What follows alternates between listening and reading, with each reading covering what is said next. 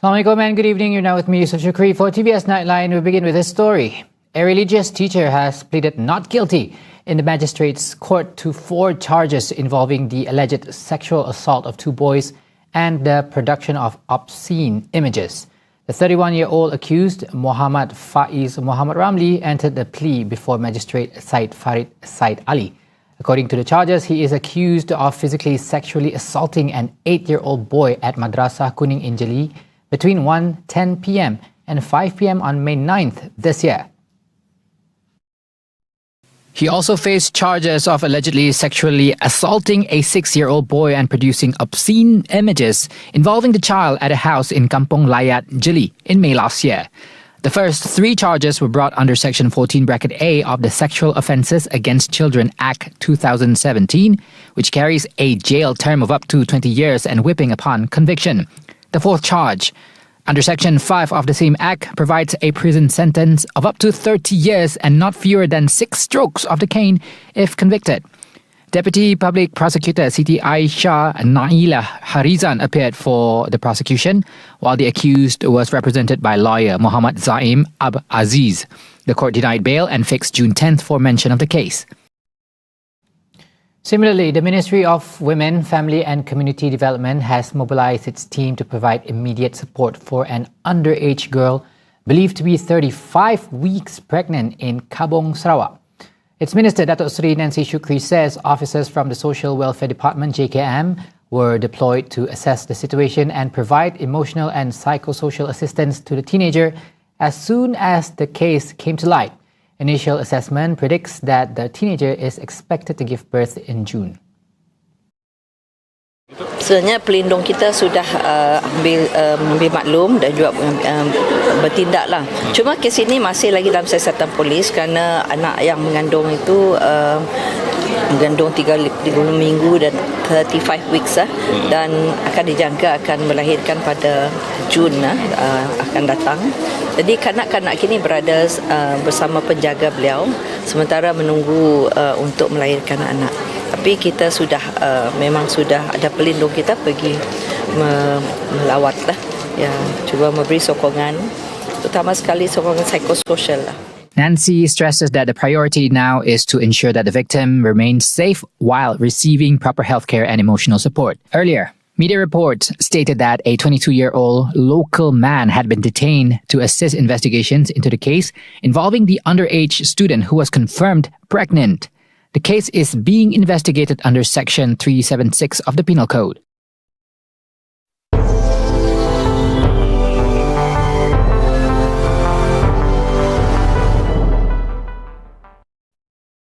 The world is on its feet as news regarding a possible conclusion to the conflict in West Asia will not just end between the US and Iran, but also in Gaza, Lebanon, and the rest of West Asian countries. Moreover, countries around the world are showing support for the conflict to end once and for all. Cheryl Shaminato has the details. All right, thank you, Yusuf. And yes, we have major developments regarding the conflict in West Asia. Earlier today, Iran states that it has reached conclusions on a large part of the negotiations with the US, though that does not necessarily mean an agreement is close. جمع‌بندی رسیدیم امر درستی است، اما اینکه بگیم که این به معنای این هست که امضای یک توافق قریب. Yes, negotiations were able to be held due to the commitment of various countries, including Pakistan as the mediator. In regards to operations at the Strait of Hormuz, Ismail Baqi says Iran will not be charging tolls. Instead, ships will be charged for navigational services. Still in Iran, Mohammad Bagher Kalibaf has been re-elected as the parliament speaker. The voting was conducted in person and by direct vote of the representatives to elect 12 members of the parliament's board, including 1 speaker, 2 deputy speakers, 6 secretaries and 3 observers. Kalibaf is among the leading figures in Iran and emerged as the country's top negotiator in Pakistan-mediated talks with the US. Pakistan commends China's support towards achieving peace in West Asia as the latter's President Xi Jinping endorses peace in its 4-point agenda. This was made public during Pakistan's 4-day work visit to China, involving Islamabad's key negotiator between the US and Iran, Asif Munir, and Shehbaz Sharif, Pakistan's Prime Minister. China says it will work with Pakistan to make positive contributions to the early restoration of peace and stability in the Middle East. This prompts positive response from the Pakistan delegation. I'd like to thank President Xi Jinping and Chinese leadership for their great support to Pakistan to promote peace and achieve ceasefire. President Xi Jinping's 4-point agenda we fully endorse. Despite President Donald Trump downplaying on the peace deal on Truth Social on Sunday, Japan's Nikkei share index soared more than 3% on Monday. This indicates positive sentiment in Japan on hopes that the deal will materialize. Additionally, oil prices plunged over 5% and Asian markets ticked up. As of around 2300 hours Greenwich Mean Time on Sunday, the price of North Sea Brent crude slipped 5.1% to $98.22 per barrel, while West Texas Intermediate fell 5.2% to $91.57 a barrel before recovering slightly. Positive outlook on the peace deal does not affect Israel's evildoing as it continues to hamper Lebanon with missile strikes. Zionist head of security Itamar Ben-Gvir called for intensified attacks with the help of U.S. military forces and urged Benjamin Netanyahu to lobby for heavier assaults. He also states that electricity to Lebanon must be cut off and to seize Zahrani, a source of clean water for Lebanon. This has led to Hezbollah chief Naim Qassem to urge Lebanese authorities to abandon direct talks with Israel. المفاوضات المباشرة مرفوضة بالكامل. هاي شفتوا شو صار ب17 أيار 35 جولة مفاوضات بلا طعمة بلا فائدة. المفاوضات المباشرة كسب خالص لإسرائيل. كل الأمور قابلة للعلاج الداخلي بس ما تكونوا أنتم معهم وتطعنونا بالظهر. Those were some of the major updates from the ongoing conflict in West Asia. We'll keep you updates on TVS.my and TVS Inspire. Back to yourself the rest of tonight's TVS Nightline updates.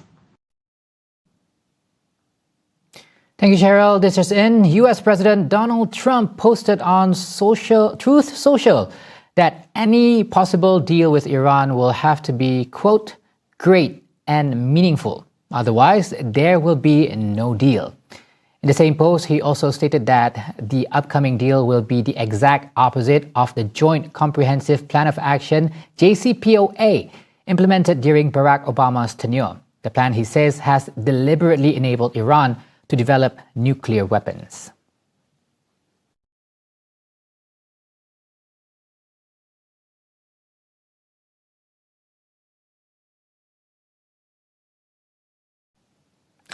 Right, the government is taking a serious view of the fatal incident involving 3 contractor workers at the Sepat platform in the Terengganu, Kelantan waters on Sunday.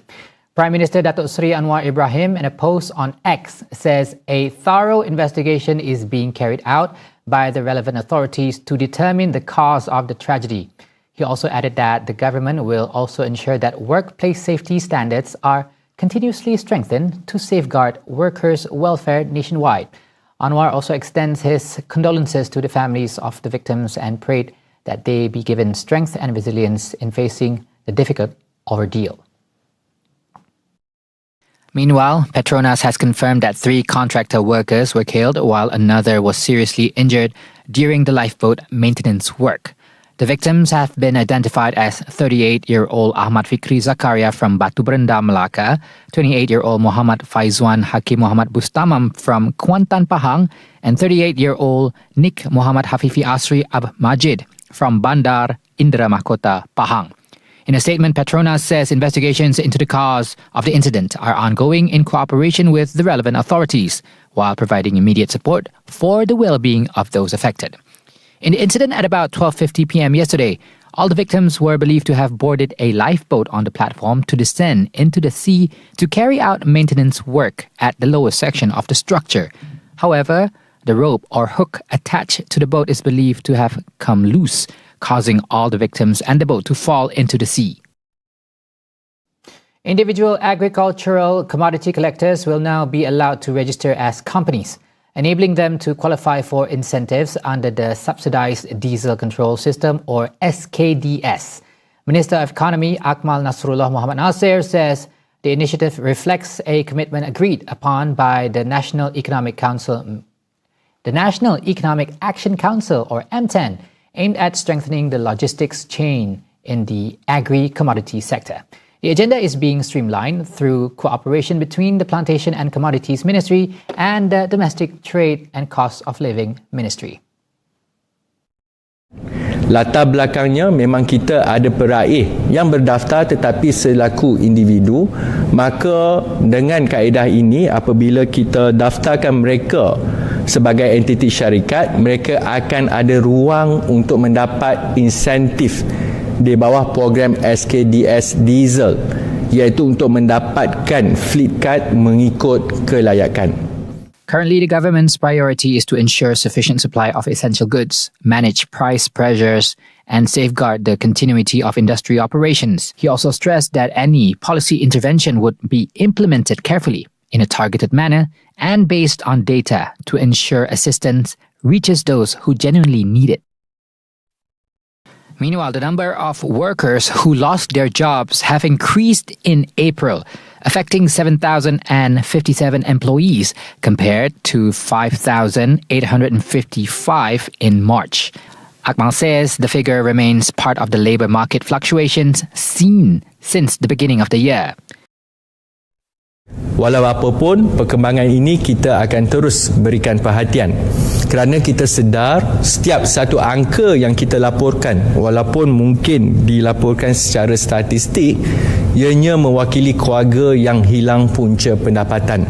The government will continue scrutinizing the situation and ensure the Employment Insurance System or SIP under the Social Security Organisation SOCSO functions efficiently to assist affected workers.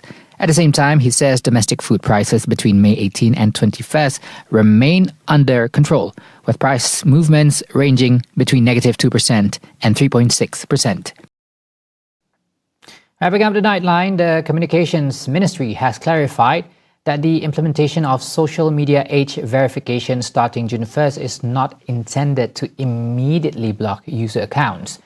Instead, Deputy Communications Minister Tioni Ching says the policy serves as a starting point for social media platforms to introduce child online protection mechanisms. The ministry explains it will hold discussions with all social media providers to determine a reasonable timeframe for users to complete the age verification process. So apabila kita sebut bahawa 1 hari bulan Jun, ia tidak bermakna bahawa you perlulah buat pengesahan umur sebelum 1 hari bulan Jun. Kalau tak, selepas tu akaun itu akan disekat. Bukan. Tetapi kita nak minta platform supaya mereka mula untuk buat pengesahan umur sejak 1 hari bulan Jun, dan berapa panjang masa yang diperlukan oleh mereka, kami akan adakan perbincangan dengan platform. Addressing public concerns over privacy and data security, Teo assures that licensed social media platforms in Malaysia are subject to the Personal Data Protection Act 2010. She stresses that platforms are not allowed to collect personal information beyond what is necessary for age verification purposes. Previously, the government announced that children under the age of 16 will be barred from opening or registering social media accounts under the Child Protection Code, which will come into force on June 1st. The code also introduced age verification methods using official Malaysian government-issued documents, including identity cards, passports, and other recognized identification documentations. And those were the updates on TVS Nightline. Thank you for watching. Assalamualaikum and good night.